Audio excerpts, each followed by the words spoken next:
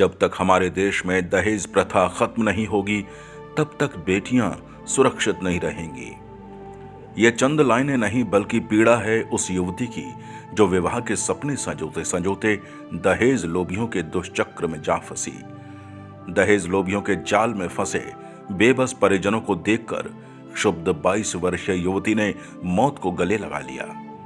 मौत से पहले लिखे अपने सुसाइड नोट में दिवंगत युवती ने देश में व्याप्त दहेज की इस भयंकर बुराई पर अपनी बेबसी व्यक्त की थी।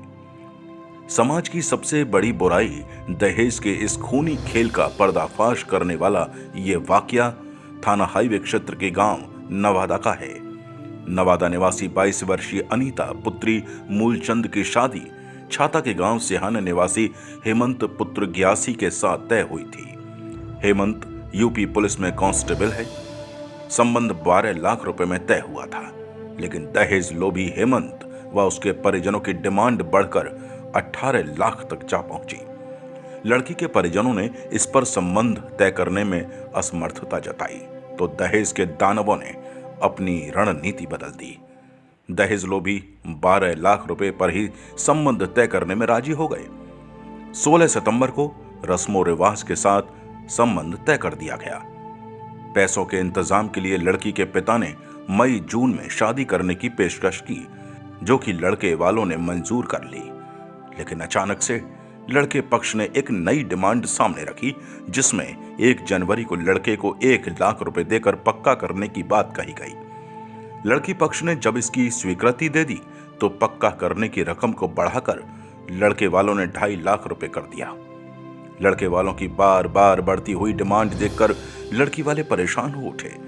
यह बात जब किसी तरह अनीशा को पता चली तो उसने 25-26 दिसंबर की रात्रि को एसिड पीकर अपनी जीवन लीला समाप्त कर ली। मरने से पहले दहेज की भेंट चढ़ी अनीशा ने अपना सुसाइड नोट भी लिखा, जिसमें लिखा था, मैं अनीशा अपनी इच्छा से खुदकुशी कर रही हूं। पापा, आप मुझे माफ कर देना। आपने मेरी इच्छा पूरी करने की पूरी कोशिश की है, पर हेमंत के परिवार वालों ने और हेमंत ने दहेज के कारण इसे पूरा नहीं होने दिया। वह अपनी बातों से ही पलट गए। मैं हेमंत आपको कभी भी माफ नहीं करूंगी। जब तक हमारे देश में दहेज प्रथा खत्म नहीं होगी तब तक बेटियां सुरक्षित नहीं रहेगी। पापा, मैं ये सब नहीं करना चाह रही थी, पर मुझे करनी पड़ रही है। हेमंत जी ने मुझसे बोला कि मैं अनीशा तुमसे बहुत प्यार करता हूं, और फिर 1 तारीख को मेरे पापा से 2.5 लाख रुपए मांगे हैं। हेमंत ने और उनके परिवार वालों ने। हेमंत घर आए तो उनको ये 1100 रुपए वापस कर देना जो मुझे देकर गए थे 16 सितंबर 2020 को। पापा जी, मम्मी, दीदी, भैया और मेरा प्यारा भाई तरुण, आप सब खुश रहना। मैं सबसे बहुत प्यार करती हूं। I hate you Hemant. Anisha Kumari. इस पूरे मामले में थाना हाईवे में 28 दिसंबर को दहेज लोभी हेमंत और उसके परिजनों के विरुद्ध एफआईआर दर्ज कराई गई थी, लेकिन अभी तक इस पूरे मामले में कोई गिरफ्तारी नहीं हुई है। आखिर पुलिस को गिरफ्तार करे भी तो कैसे? दहेज लोभियों की गिरफ्तारी को लेकर लड़की का भाई लगातार पुलिस थाने और एसएसपी कार्यालय के चक्कर काट रहा है। देखना होगा कि तेजाब का घूंट भर मरने वाली युवती अनीशा को मौत के बाद भी न्याय मिलेगा या उसकी आत्मा भी यूं ही जहर के घूंट भरती रहेगी। और क्या पुलिस दहेज लोभियों को गिरफ्तार करेगी या और फिर किसी अनीशा को दहेज की बलि वेदी पर भेंट चढ़ना होगा?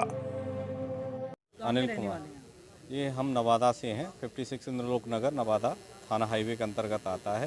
एसएसपी कार्यालय क्यों आए हैं, क्या है? एसएसपी कार्यालय सर इसलिए आए कि हमारी जो छोटी सिस्टर है उसने आत्महत्या कर ली, क्योंकि उसका रिश्ता फिक्स हो गया था, लेकिन अतिरिक्त दहेज की मांग के कारण उस बच्ची ने उसके प्रताड़ना के कारण उसने जो है 26/12/2020 को सुसाइड कर लिया, एसिड पी कर सुसाइड कर लिया। जी, कहाँ पर शादी तय हुई? तो किसका ये किस्सा है? ये शादी तय हुई थी हेमंत सिंह हैं, गांव सिहाना अकबरपुर, छाता अकबरपुर, मथुरा से, और वो जो है यूपी पुलिस में कार्यरत हैं, नौबस्ता थाना कानपुर में तैनात हैं, और अभी उनके खिलाफ मुकदमा दर्ज हो गया 306 आईपीसी और 3/4 में, लेकिन अभी तक कोई कार्रवाई नहीं हुई है और हमें एसएसपी साहब से भी कोई संतोषजनक जवाब मिला नहीं है। क्या चाहती हैं आप? अब हम अपनी बच्ची के लिए न्याय चाहते हैं। हमारी बच्ची तो नहीं आएगी, लेकिन समाज को एक मैसेज तो जाए, कम से कम दोषियों को सज़ा तो मिले, कम से कम कि इस तरीके की हरकत ना की जाए, बच्चों को प्रताड़ित ना किया जाए।